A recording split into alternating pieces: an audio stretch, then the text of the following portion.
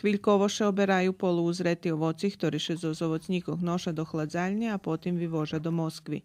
Po slovoch produkovateľoch breskini dobre zrodzeli, ale urožaj nektarinoch podrúcel.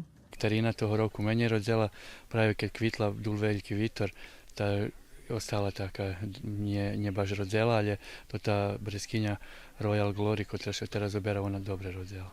Či to všetko perša klasa, či jaku mace?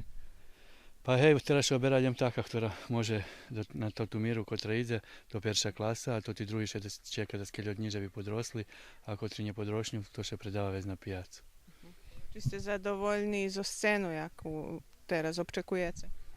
Pa ja думам, že bude cena dobra, že hlavno že by še predalo, že by ne ostalo, bo je zveľa breskinjoh posadzeno, da češko vec predať bez dajakog odkupu.